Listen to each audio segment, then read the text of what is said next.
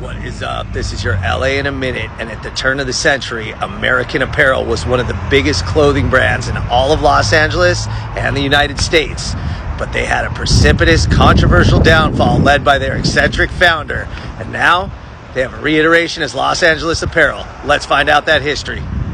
In 1989, at only 20 years old, Canadian-born Dov Charney created the first iteration of what would become American Apparel. He was importing t-shirts into Canada to sell to friends and classmates at school.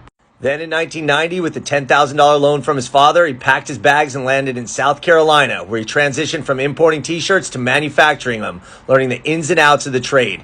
He had a tough run in South Carolina, but he eventually moved to Los Angeles in 1997.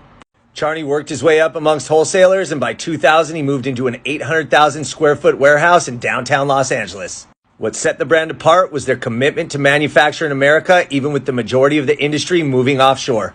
Simply put, American Apparel disrupted the entire fashion industry. With organic fabrics, a guerrilla marketing campaign, a made in the USA ethos, they became an instantly recognizable symbol of quality to a large and mainstream audience. With an audacious and captivating print marketing campaign, they were named Marketer of the Year at the first ever LA Fashion Awards. Their sexually charged print campaigns were widely considered to be some of the best in the business. It was often criticized, but was also lauded for honesty and lack of airbrushing. Perhaps most importantly, they spotlighted their good treatment of workers and promoted their goods as sweatshop free. In 2003, American Apparel opened their first retail store in Echo Park, an instant sensation. They went on to employ 4,500 employees, open 50 stores, and generate $250 million a year in business within 2 years.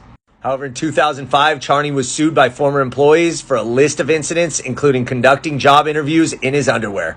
Shortly thereafter, he would be sued by Woody Allen for unauthorized use of his likeness on a billboard. The case was settled for $5 million.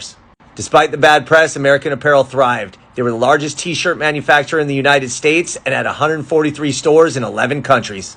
That said, when the economy began to cool and the fashion boom tailed off, sales slumped. What's more, they became the subject of an immigration and customs enforcement investigation, which found that 1,600 of their LA factory employees were not authorized to work in the United States.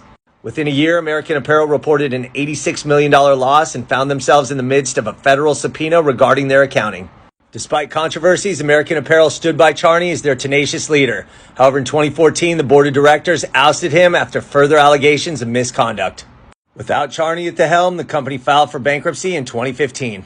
In the aftermath, Charney penned an open letter on Medium expressing his full thoughts and holding nothing back, promising to return to the market. And that was the genesis of sweatshop-free Los Angeles Apparel based in South Central Los Angeles. Sound familiar? All right, LA, it's been a minute.